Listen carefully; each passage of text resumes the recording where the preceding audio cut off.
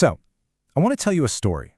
It's a story that starts with a pretty ordinary map of New York, but it ends up asking this huge question about the very nature of reality and how we create the world we all live in.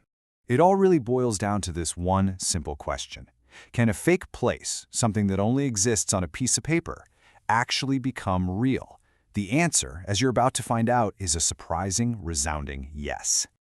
All right, so our story begins back in 1937 with a map and a strange little place called Agloe, New York. And this is a tale that cartography nerds absolutely love, and for a very, very good reason. Now, this is where it gets really clever. You see, the whole idea of a paper town came about because it's kind of hard to copyright a map. I mean, New York is shaped like New York, right? So mapmakers would sneak in these tiny fake places. They were like a secret signature. If that fake town showed up on someone else's map, well, then you knew they just copied your work. So this is exactly what the General Drafting Company did. They took the initials of the two guys in charge, mixed them up, and created Agloe. They put it on their map. Fast forward a few decades, and bam! They see Agloe on a map from their competitor, Rand McNally. They think, aha, gotcha. They're all ready to sue, saying, you copied us. Agloe isn't even real. But this is where the story takes an incredible turn.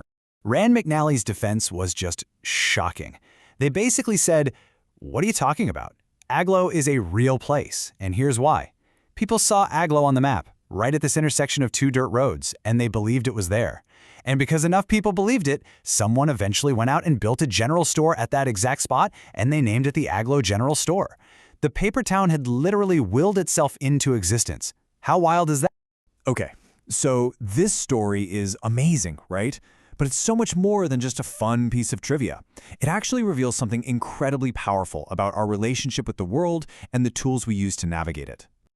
You know, we tend to think of it this way. The world exists, and our maps are just a reflection of it. But the story of Agloe completely flips that script. It proves a much deeper truth. The way we choose to map the world can actually change the world itself. And this isn't just about physical maps with roads and towns. Think about the mental maps we all have, the frameworks we use to navigate our own lives. The opportunities we chase, the choices we make, they're all defined by what's on our personal map. You almost never go to a place, literally or figuratively, if you haven't first put it on your map as a possibility. This whole idea of personal maps brings us straight to the world of education. Because for a lot of people, the map of what school is supposed to be feels less like a guide to an exciting new world and more like a series of pointless obstacles. Does this look familiar to you? Because for so many of us, this is the map of education we're handed.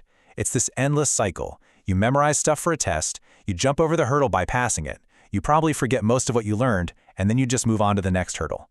And what's the prize at the end of this whole thing?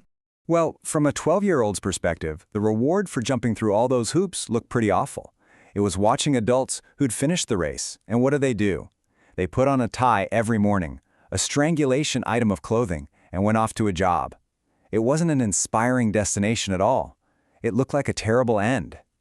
That map of life just seemed deeply, deeply flawed. But what if that map is just wrong? What if we can redraw it? What if we reframe learning not as a bunch of hurdles we have to clear, but as an act of exploration, like we're the cartographers creating the map ourselves?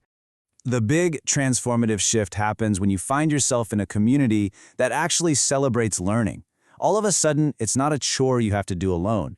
It becomes this cool, shared thing where being curious is the most valuable currency you can have.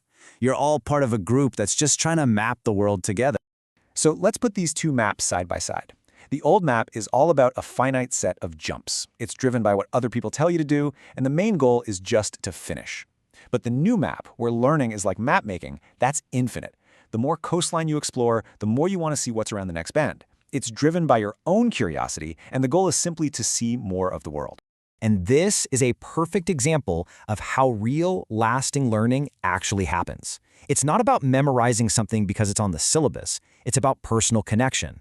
This line of poetry stuck forever, not because of a test, but because of a crush. That genuine curiosity is a way more powerful engine for learning. Or get this one. The economic concept of opportunity cost wasn't learned from some dry textbook. It was learned when a friend pointed out that spending 6 hours playing Super Mario Kart meant not earning $30 at a part-time job. That one real-world conversation made the idea click in a way a classroom lecture never could. So where do these amazing communities of learners hang out today? We might dream about the Parisian salons of the Enlightenment, but the truth is, they're all around us, often in places we'd never expect. They're online. They exist in corners of Tumblr where people are geeking out about calculus. They're in Reddit communities like Ask a Historian, where you can get incredibly detailed answers from actual experts. And, maybe most powerfully, they're right here on platforms like YouTube. Seriously, just think about it for a second. The way a YouTube page is laid out is basically a classroom. You've got the instructor, the video, up top presenting the lesson, and right below you have the students, in the comments section, asking questions, debating ideas, and talking with each other and with the creator. And the learning that happens here is legit. Take this question from the channel Smarter Every Day. It starts with something we've all seen, a cat landing on its feet, and turns it into this fascinating deep dive into physics. This is curiosity-driven learning at its absolute best. And all of this brings us full circle. In these digital communities, we're not just passively consuming information anymore. We are all actively taking part in this huge collaborative project of mapping and making sense of our world. You see, when those people saw a place on a map and collectively decided to make it real, it was like a glimpse into the future. That incredible act of turning a piece of fiction into a fact, that was just a beginning. That was just a warm-up for what we can do now in our hyper-connected world. So the final thought I want to leave you with is this. If a community could will a tiny town into existence just by believing a map, what new ideas, what new communities, what new realities are we, all of us, in these global networks mapping into existence right now?